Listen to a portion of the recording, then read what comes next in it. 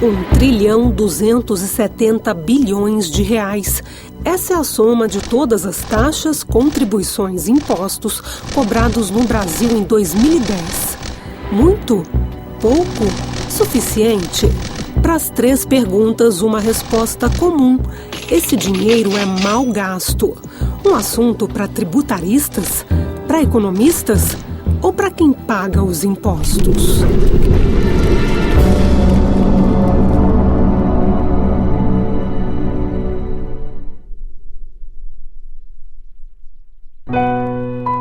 Bora, Vazinha. Ela tá com vergonha. Não vem, não. Essa é Dona Maria, 7 filhos. Trabalha numa cooperativa. Recebe pouco mais de R$300 por mês. Pelos filhos que estudam, Dona Maria recebe mais R$134 do Bolsa Família. O marido está desempregado e, pior, está doente. Dona Maria paga todos os impostos em dia. E, por incrível que pareça, ela é uma das que mais paga.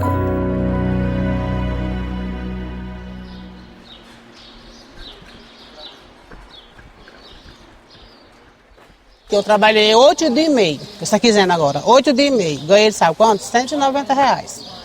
Porque foi mais material, né? Porque depende do material. Aí eu ganhei o quê? R$190. Aí eu fui, só recebi, aí Deus só deu para as contas. Eu pago R$21 de luz, porque eu sou cadastrado por baixa renda do negócio da energia. Eu pago R$16, R$17 de água. Aí vem o gás também, que eu troco, R$43 do gás. Aí tudo aí fica pesado, né, pra mim. Ela acabou de pagar a fatura do cartão de crédito. Tem um saldo de R$200 para os próximos 15 dias. Ai, não é que o povo vai parar desse jeito, meu Deus. Dona Maria olha bem os preços dos produtos antes de colocar no carrinho. R$5. O que Dona Maria não vê é que pelas contas e compras do mês, ela paga 30% do que recebe em impostos, os mesmos R$134 que recebe do Bolsa Família. 126,10. Porque se passar do limite, aí... Isso mesmo. Proporcionalmente, Dona Maria paga mais impostos do que os ricos. Tão exótico quanto a palavra usada para definir essa distorção. Regressividade. Em todo o mundo civilizado, a cobrança de imposto é progressiva. Quanto maior a renda do cidadão, mais ele paga. Mas nem sempre foi assim. Na realidade, a história dos impostos começa há milhares de anos, como um tributo propriamente dito.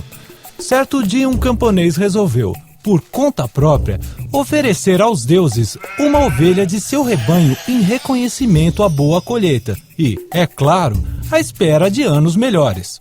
Até aí, tudo bem. A história começa a complicar quando os donos das terras e das armas passam a impor a cobrança aos camponeses, como um imposto propriamente dito. E olha a origem da regressividade aí. Os escribas cobravam pesados impostos em nome dos faraós. O dinheiro arrecadado ia para as grandes obras. E olha que o custo da mão de obra para construir as pirâmides era zero. Os gregos criaram o Estado e organizaram a cobrança.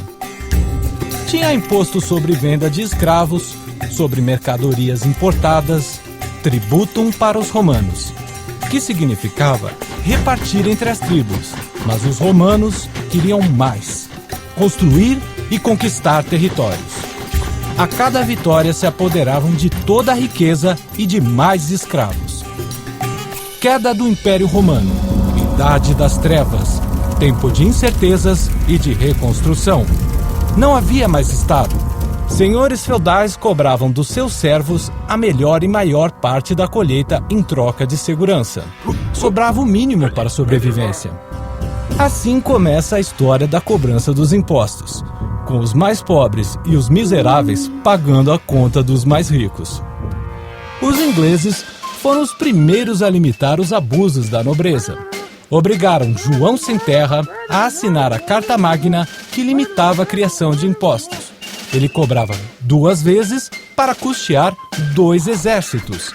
O do irmão, o rei Ricardo Coração de Leão, e outro, que estava armando para derrubar o irmão quando voltasse das cruzadas.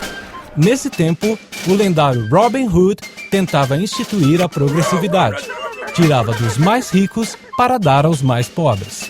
A Revolução Francesa também deu um basta aos excessos dos reis Luíses. Um deles, Luís XIV, chegou a declarar que o Estado era ele. L'État, c'est moi! E quem sustentava o Estado? Os burgueses e os trabalhadores. Os nobres só gastavam. Cabeças rolaram. Nasceu a República. E com ela a Declaração dos Direitos Inalienáveis do Homem. Uma das primeiras medidas adotadas pela República foi acabar com o imposto sobre os alimentos. A derrama marcou a nossa história. Assim era chamado o dia em que os donos das minas tinham de pagar a cota anual de ouro estabelecida por Dona Maria, a louca. Os inconfidentes bem que tentaram nos libertar, mas a colônia ainda não estava preparada para acabar com a insanidade. Tiradentes foi enforcado e teve a cabeça exposta para servir de exemplo. Aliás, não foi por acaso que ao longo da nossa história, as principais revoluções e revoltas se deram contra as monarquias. Foi assim na França, na Inglaterra, nos Estados Unidos, no Brasil, e sempre pelo mesmo motivo: cobrança excessiva de impostos e para uso de uma minoria. Até o dia em que essas sociedades resolveram limitar, por meio de leis, o apetite voraz dos reis e rainhas.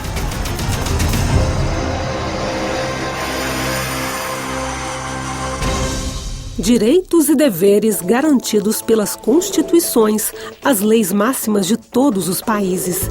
Para garanti-los, impostos cobrados de todos em benefício de todos. De todos? A gente acaba perguntando aonde está indo esse dinheiro? Por que não está sendo bem aplicado na infraestrutura, na educação, na saúde? Eu quero contribuir, mas eu quero a contrapartida. Pagar imposto tem que pagar, é uma coisa que todos nós usamos a cidade, a iluminação, o hospital, todos nós usamos, então não tem outra forma. Mas que pelo menos a gente tem a sensação mesmo de que realmente está valendo a pena. A gente nunca calculou não, mas eu creio que a gente paga uns 20% do nosso salário a 30%, né? Só de imposto. Nunca cheguei a somar, não. Não estou vendo muita coisa em troca também do que eu pago, não.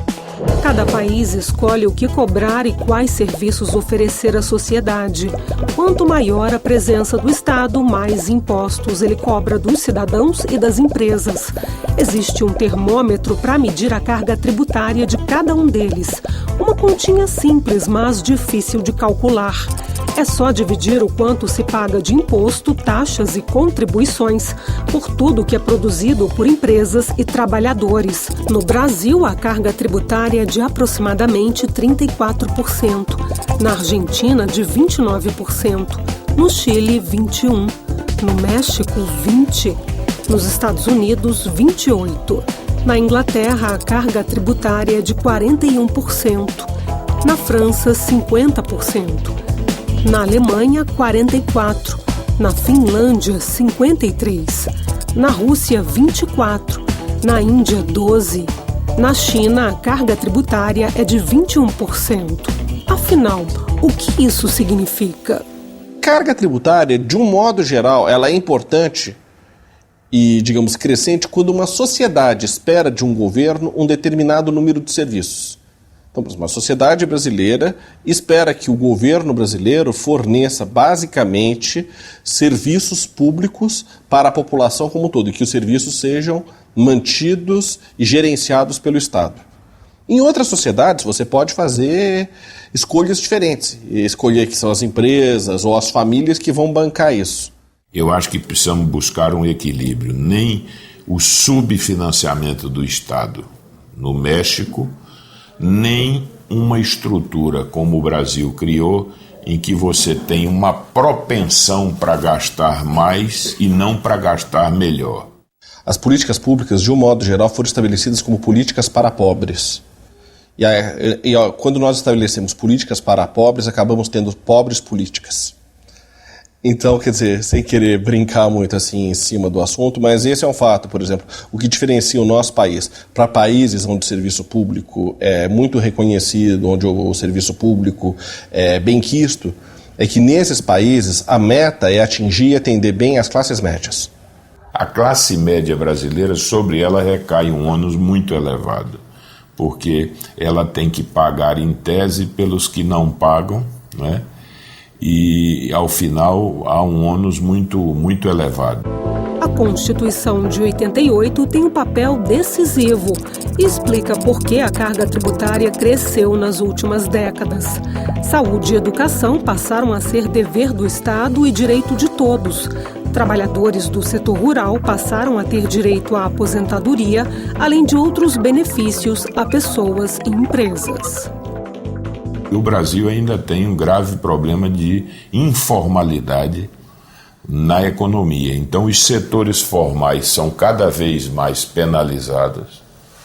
Isso, na medida em que você tributa mais os setores formais, você mais estimula a informalidade, ou seja, o ganho de quem se arrisca em informalidade é maior. Eu pago os meus R$ 57,10 para o Simples Nacional, porque eu, como empreendedor individual, eu posso andar com a minha mercadoria dentro do carro, posso transitar com a minha mercadoria onde eu quiser.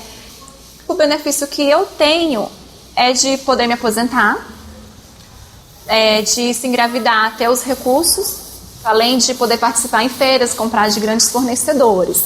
Quando eu era informal, tinha aquele medo de estar andando com mercadoria dentro do carro e alguém da Receita passar e ver você com aquele tanto de mercadoria sem nota fiscal. Então, é bom se formalizar por isso, porque te abre as portas para você poder estar crescendo e se movimentando junto à cadeia empresarial. Talvez se diminuísse a carga tributária um pouco, conseguiria ter menos evasão, aí no caso, ou seja, menos sonegação, né? E eu acho que acabaria no final arrecadando-se muito mais. Como houve agora há pouco tempo mesmo a redução de IPI na linha automotiva aí no caso, que é o que eu trabalho hoje, gerou mais emprego, né?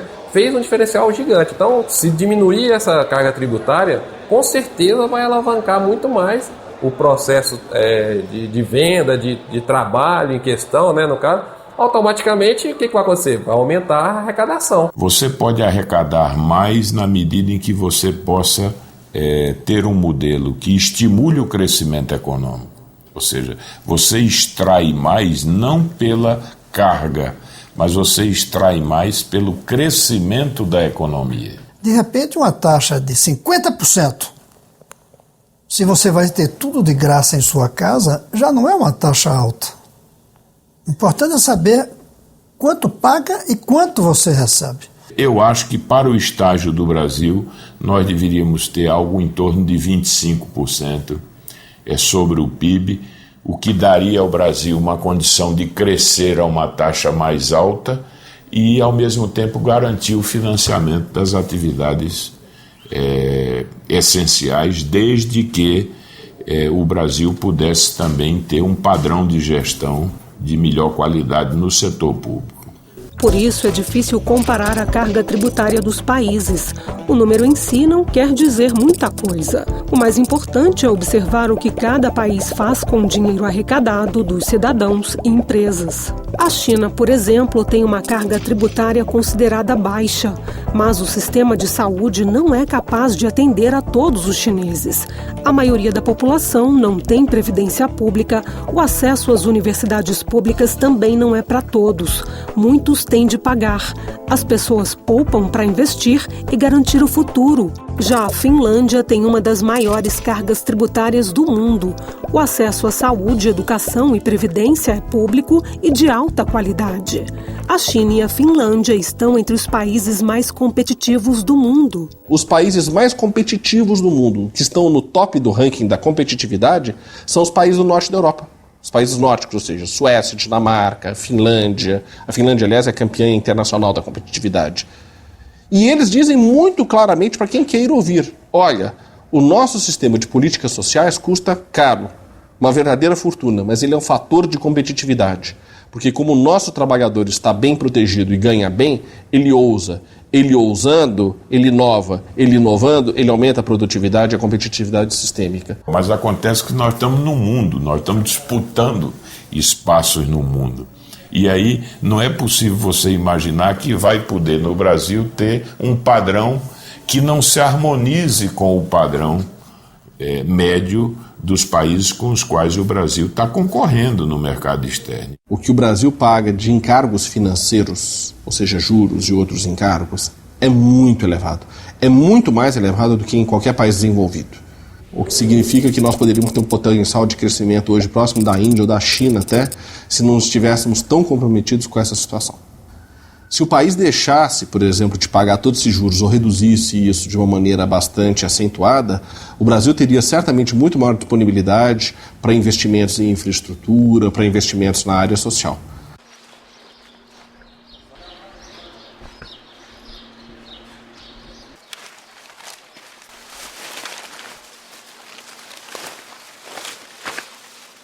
Eu fui criada trabalhando. Aí eu mesmo fui na escola, mas não aprendi nada. Naquele tempo, no Mobral, naquela época, tinha o Mobral. Aí eu falo para eles isso, que eles têm que se interessar, que eles têm que estudar para ter um futuro melhor, arrumar um emprego melhor. Porque eu estou trabalhando hoje no lixo, por quê? Porque eu não tenho estudo. Eu queria assim, eu gostaria assim, que melhorasse. O transporte assim, fosse um maior. Além de pagar a passagem, tem que ir em pé. Segurança, tivesse mais segurança. Eu queria assim, que melhorasse o esgoto, voltar, que funcionasse o esgoto, que não tem ainda esgoto. Tem, mas não funciona. Esse menino aí é inteligente. Aí eu falo aqui em casa, todo dia eu reclamo, eu digo, para vocês arrumar um trabalho, vocês têm que estudar. É o que eu falo para eles. Se eu tivesse um estudo melhor, eu tava no lixo? Não, tava não. Aí eu digo, se vocês não estudar, o caminho de vocês é esse, ó, ir pro lixo. Uma pessoa tem uma roupa, outra tem outra roupa diferente, isso não é imoral. Uma pessoa tem um carro, outra andar de ônibus, não é imoral. Agora, uma pessoa morrer porque não tem dinheiro para pagar o médico e outra sobreviver porque tem dinheiro, é imoral. É indecente. Uma criança morrer porque não tem dinheiro para pagar UTI na maternidade, é imoral, é indecente, é crime contra a humanidade. Mas o Brasil comete esse crime. O outro é educação. Uma pessoa ter educação boa porque tem dinheiro, outra tem uma educação ruim porque não tem dinheiro, é indecente, é um insulto ao país. Até porque esse que não vai ter poderia ser um grande gênio que a gente perdeu. O que a gente tem que se comprometer realmente a garantia da maior qualidade e igual para todos, educação e saúde. Educação e saúde públicas de qualidade. Quanto custa? Os países desenvolvidos gastam muito. Na Alemanha, por exemplo, o gasto público com saúde por cidadão é 4 vezes maior do que no Brasil. Em educação, eles gastam 3 vezes mais. A Inglaterra gasta quase 6 vezes mais do que o Brasil em saúde e 5 vezes mais em educação. Já no Canadá, o gasto público com saúde e educação é 6 vezes maior do que no Brasil. Os Estados Unidos gastam quase 8 vezes mais em saúde e 6 vezes mais em educação. A escola pública do meu filho é uma escola boa, né? Graças a Deus, a escola dele é uma escola boa, a aprendizagem lá, ele está aprendendo bem. Muitos deveres. No começo foi difícil, porque aqui é uma das melhores escolas. Aí não tinha vaga, aí a gente tentando até conseguiu uma vaga aqui nessa escola. Não é uma escola que é bagunçada, né? Você não vê pinchação, vê que a escola é limpinha, trata bem, o lanche é bom. É uma escola muito boa, mas se eu pudesse, eu colocaria ele numa escola particular ainda. É mais puxado, né? Um ensino, né? Lá na minha rua a gente vê bastante. Tem criança que às vezes na escola pública não tem aula, fica uma semana sem ir para a escola. Enquanto as minhas ficam todo dia indo para a escola. Passa lá pra você ver as lingerie. Lá na 312 Sul, no salão. Daqui a pouco você me liga, tá? Optei pela escola particular pelo conforto, pela educação, que é uma educação mais qualificada, e também porque é perto da minha casa, fica mais acessível para mim poder deixar elas daqui e seguir para o trabalho. Enquanto eu estiver podendo pagar, eu vou pagar escola particular, porque é a única escola que atingiu a minha expectativa de vida e de educação em vista para elas. Meu filho, ele estuda numa escola pública, por eu não ter condição hoje de pagar uma particular para ele, mas futuramente eu já estou economizando um pouco para que ele consiga, pelo menos no segundo grau, eu colocar ele numa escola particular para dar um suporte, uma orientação boa para que ele consiga entrar numa faculdade pública. Não tem sentido escola particular ser melhor do que pública. Isso daí, o Brasil se acostumou com isso. Como fazer essa escola pública tão boa, melhor do que a particular? Basta copiar as nossas públicas federais. A média do IDEB das escolas públicas federais, que são cerca de 200, a média é melhor do que a média das particulares. Quem pode pagar relativamente pouco uma mensalidade não vai obter um nível de ensino sensivelmente melhor do que na escola pública. Eu diria que arrisca, inclusive, obter um nível de ensino muito igual, que ela vai ter um atendimento melhor, provavelmente. Quer dizer, não vai enfrentar tanta fila para fazer matrícula, a lista de materiais chega mais organizada, mas isso com participação na escola pública também funciona da mesma forma. Isso é uma característica do egoísmo brasileiro. O Brasil quer soluções privadas. A educação não é vista no Brasil como uma questão nacional, é vista como uma questão familiar. Você quer educar o seu filho, você não pensa em educar todos os filhos do Brasil. É uma deformação que nós temos. Poxa, R$450 é uma parcela de um financiamento de uma casa, né? Então, ou seja, eu estou investindo R$800 em educação particular, vivendo assim... no limite, né, tendo que comer, vestir, saúde e educação. Então, tudo isso a gente tem, porque nós trabalhamos bastante. Mas eu creio sim que se o governo tivesse uma escola pública de grande aceitação, de grande conceito, informações, que trouxesse mais qualificação para as crianças, eu creio que sim, que esse seria uma quantia que daria para investir num imóvel, que seria nosso futuramente, né? Seria uma coisa para elas, né? Seria uma herança. 3 mil municípios brasileiros não dispõem de creches públicas. Isso significa que as mães solteiras, significa que as famílias de baixa renda, de baixo poder aquisitivo, dificilmente terão com quem deixar seus filhos para poder sair para trabalhar. Isso é decisivo na qualidade de vida e no rendimento que essas pessoas recebem. Graças a Deus eu tive essa oportunidade de ter uma sogra boa, um sogro que cuida do meu filho, né, durante o meu período de trabalho, mas não é todas as famílias que têm, então acho que deveria ser certo ter uma escola integral para o pessoal que não tem essa oportunidade que a gente teve. Eu acordo 5h20, porque meu esposo sai 5h20, né, aí eu começo a levantar ela às 6 horas. É um horário bem difícil. Eu tenho que ser mais cedo, que é uma luta. Chega, pra gente ir, senão a gente vai chegar mais atrasado. Esse cabelo, eu escovar o dente. Eu tive que correr aqui na vizinha, pedir para ela ficar. Eu não tinha ninguém aqui para ficar, que não tem creche. Tem uma creche aqui, é muito caro, particular, né? E é mais barata a pessoa mesmo na casa. Vem, mãe. Ó, Giovana, hoje eu não quero reclamação na graça com você, né? Não é pra estar brigando com a Carol. Vou ligar na escola hoje. Vai ligar? Vou, porque a professora não mandou nada e eu quero saber como é que você tá.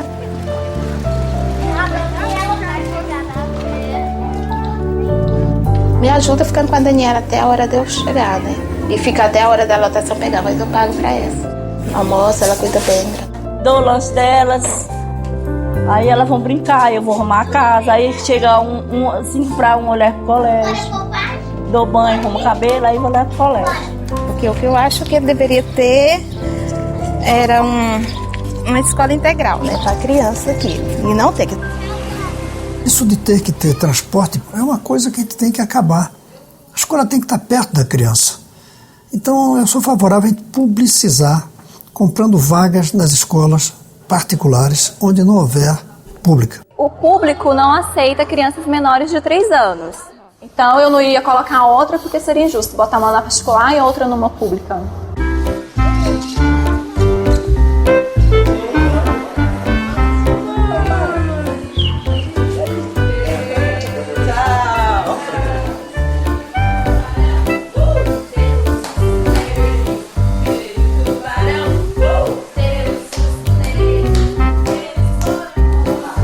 Olha que maravilha se essa escola fosse pública.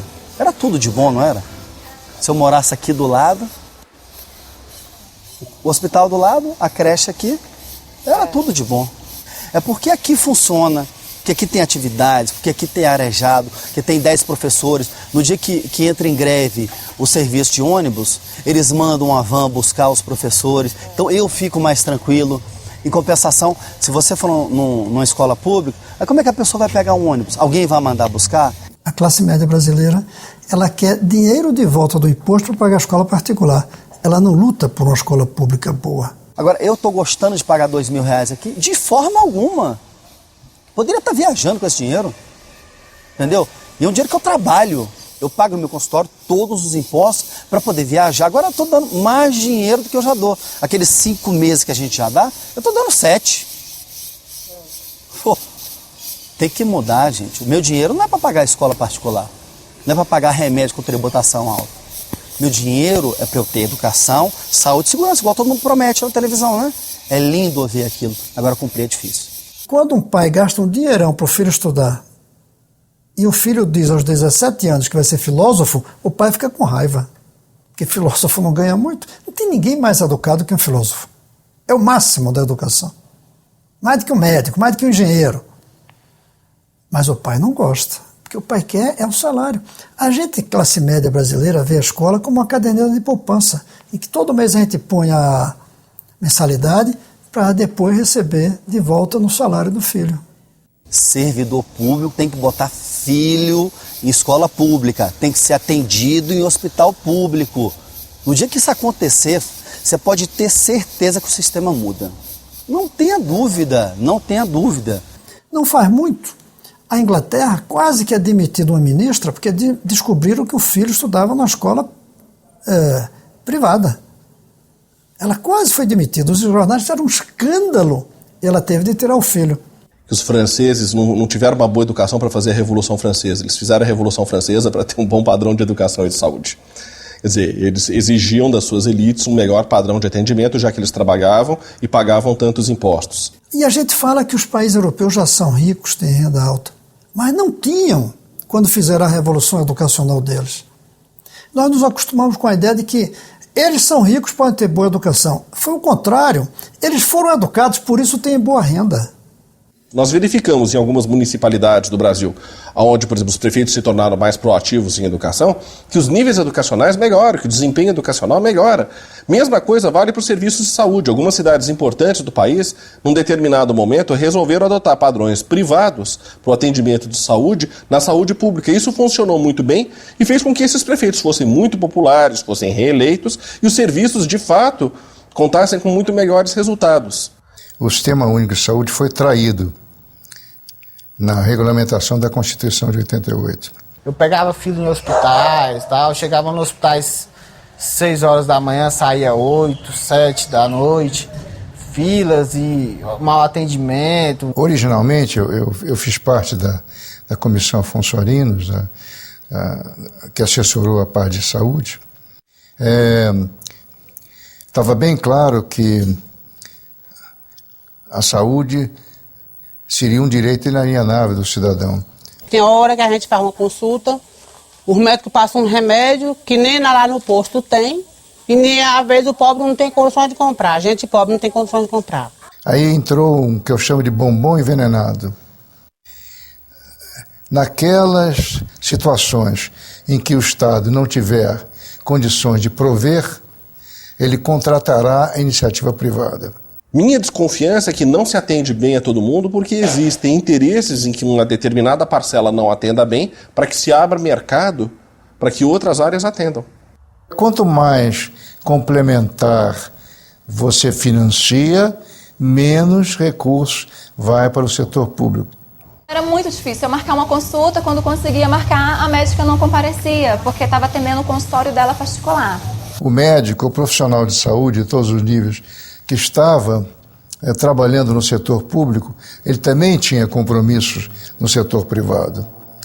É aí que está a origem dos tomógrafos e aparelhos quebrados nos hospitais públicos e funcionando gloriosamente no setor privado, pagos pelo governo com base na complementariedade. Eu estava ruim. Ruim que tinha hora que me dava assim aquela tontice que eu digo, vou morrer. Eu não vou comer não estou com fome. Eu dizia, eu vou morrer. E eu sentado lá passando mal. E os médicos tá aí, enfermeira passando, você tá falando, não conhece, parece que não conhece ninguém. O pobre é tratado como cachorro. Mas não fala assim. Não é, como cachorro. Não é em todos, não estou dizendo em todos. Nós temos um exemplo aqui dentro de Brasília gigante, que o poder público tem condição de fazer uma saúde melhor, ter um desenvolvimento melhor, que é o Sara Kubitschek, né? Que ali é um exemplo, no caso, para todo o país. Você pegar a pirâmide social brasileira e pegar a pirâmide de atendimento do Sara, bate uma em cima da outra. As percentagens de renda e as percentagens de doentes atendidos naquelas faixas de renda são exatamente iguais na pirâmide social brasileira. Muito se afirmou que o Sara funcionava porque era caro, porque tinha dinheiro. Nós fizemos reiteradas auditorias. E no final, para não ter nenhuma dúvida, contratamos a Fundação Getúlio Vargas. Ela provou que toda a rede Sara era mais barata do que um hospital público brasileiro convencional, de mesmo porte. Por quê? Você não tem terceirização. Todas as pessoas que trabalham aqui em tempo integral, pagando bons salários. Aí a população começa a perguntar, por que ali também não pode ser assim? Eu acho que nós temos pela frente um caminho árduo e longo de mudar uma mentalidade e atrair novas gerações para um sistema que seja íntegro e exclusivo sob a responsabilidade do Estado. O setor privado, ele pode perfeitamente atuar, desde que corra o risco do capital. O setor privado brasileiro, em várias áreas, tem atuado muito bem, mas nós precisamos provavelmente refundar os pactos. O que significa que a saúde pública e o setor privado trabalhem de uma maneira com maior osmose. Então, por exemplo, qualquer pessoa que tem uma determinada doença, seja ela complexa, seja ela simples, ela vai ser atendida. Esse é um debate que a sociedade tem que fazer e acho que há espaço sim para que haja também uma participação do setor privado na área de saúde, sobretudo atendendo esses segmentos da população, vamos dizer, que querem ter acesso a um sistema mais sofisticado, mais caro, e que, portanto, tem que pagar mais por isso, né? Quando você atende situações que não são previsíveis e que requerem custos crescentes, por exemplo, um tratamento de câncer, ou um nível educacional mais elevado que requeira laboratórios, que requeira, digamos assim, um certo investimento em bens físicos, aí eles recuam porque o investimento é muito grande e o retorno não é necessariamente garantido. Raros são os planos de saúde que cobrem, digamos, o tratamento de um câncer e tudo que deriva de um câncer. E essas pessoas voltam para o setor público, de um modo geral, nos hospitais universitários. E são extremamente bem atendidas. Você vê que os Estados Unidos, que é a maior potência econômica do mundo, está discutindo a reforma do sistema de saúde nesse momento, na direção de uma maior, vamos dizer, presença do Estado, não é? Na universalização ou no alcance dos programas de atendimento à população. Os Estados Unidos gastam muito com saúde, mais do que qualquer outra sociedade ocidental, e gasta mal, porque a performance do sistema de saúde é ruim. Tudo que se gasta em volta do sistema de saúde é 16%, 17%. O Canadá, seu vizinho, gasta metade disso com resultados muito melhores. Quando eu falo que sobra dinheiro mesmo. O que falta é que esse dinheiro seja orientado exclusivamente para o setor público. Da maneira que nós organizamos hoje, a divisão de tarefas não é uma divisão de tarefas inteligente. Agora, como reorganizar isso? Tudo passa pela tributação e passa pela vigilância dos brasileiros. Evidentemente passa por uma maior consciência de que mesmo esse serviço público, ele é um serviço público pago, regiamente pago. Essa mudança de mentalidade, ela só poderá surgir a partir de uma conscientização da população de que público pode ser competente. Não adianta só construir e construir. Adianta você olhar o que está faltando, ver o que está precisando e aplicar ali onde está faltando. Você pague, mas que você sinta que realmente está tendo um serviço de qualidade de volta. Você tem um retorno de qualidade. Nós vamos ter que abandonar certas atitudes. Não é muito simpático a gente vigiar e cobrar resultados. É muito antipático, aliás. É terrível. Não é muito da cultura do Brasil, mas ou isso entra na cultura do Brasil ou o Brasil não entra na cultura dos países competitivos. A informação hoje corre muito rápido. E aí, o que acontece? Com isso aí, a cobrança é nossa. Nós temos que cobrar. Porque se a população cruzar os braços também, aí não adianta, né? A coisa parece que dá para andar, basta o brasileiro ter força e querer. Não quis o ficha limpa? Por que não pode querer educação, não pode querer saúde? Tenho o direito que eu sou brasileiro.